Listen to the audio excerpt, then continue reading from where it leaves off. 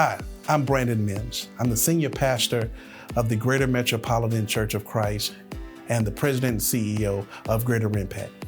Greater Impact is a ministry underneath the Greater Metropolitan Church of Christ. I always say it is the vehicle by which we carry out large-scale and meaningful ministry.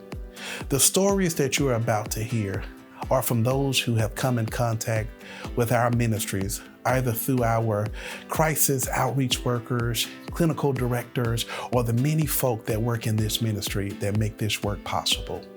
We are grateful for those of you who have taken the time to listen to their stories, and also those of you who would consider partnering with us as we endeavor to reach many lost souls for the kingdom of God. Each year, our church and ministry serves nearly 1,000 individuals impacted by either gun violence or drug addiction.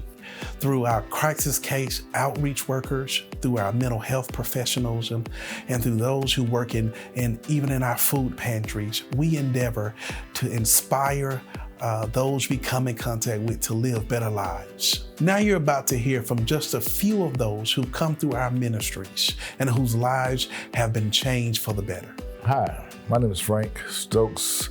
I'm from Mississippi, Tupelo, Mississippi. It might be every person's birth town.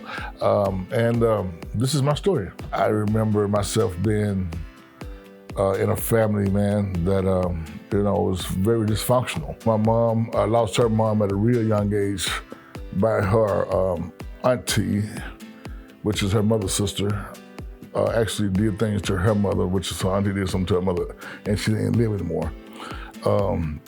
So the guy that she killed him over was my great auntie's husband.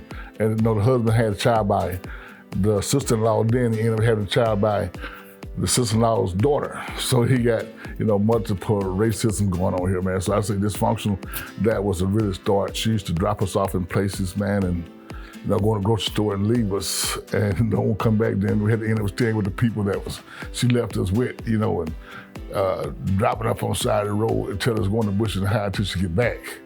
And then we'd wait probably overnight, and we still had to be there. She was telling us to be quiet, so nobody could hear us. And I got into the world of drugs, man, which was, I always drank, but I've never been a drug user. I smoked weed, but then this episode of The Devil's Seed, crack cocaine came into my life, man.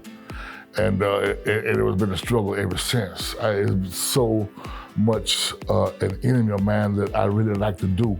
And I really hate I started this thing, man, and it's really serious. And it's still serious in life. But I got to live my life and had started gathering things. And I was the only guy, and I started meeting women. And the women that I would meet, man, was would do cocaine, crack.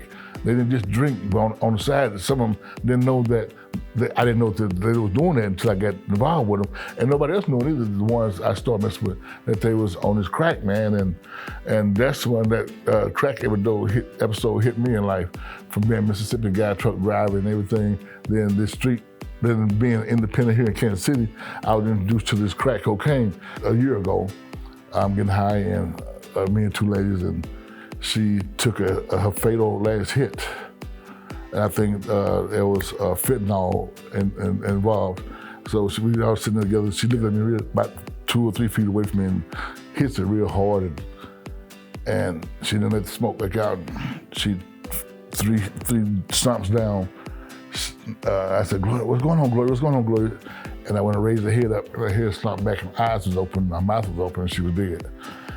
Just sitting there, just to know what somebody died right there in front of you, man, on this addiction. I called this number Greater Impact, was the name of it, when I finally reached that they actually wanted to talk to me and follow through with my search for sovereignty, and just they helped me out. I found Greater Impact, and from that point on, from that hospital bed, they sent a gentleman out there to check me out. And when he walked in, I guess he's a professional guy, who do this job well. And he came into my room and interviewed me, and was very sincere.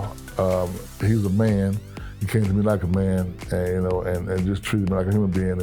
And I ended up, following his lead, he came and got me from the hospital and took me to Norfolk to a safe place to where I could start my life over. And he didn't leave me. He stayed around, kept check on me, come get me, help me out, do things from Great Impact.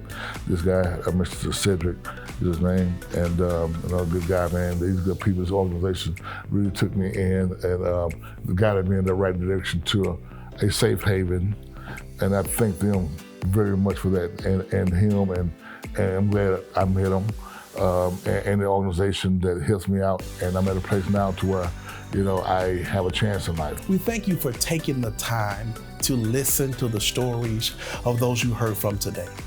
Through your generous support, we aim to reach even more than those. If you'd like more information on our ministries or our church, you can visit one or both websites, greaterimpactkc.org or greatermetrochurch.org. We are grateful, and we look forward to partnering with you to reach more souls for the kingdom of God.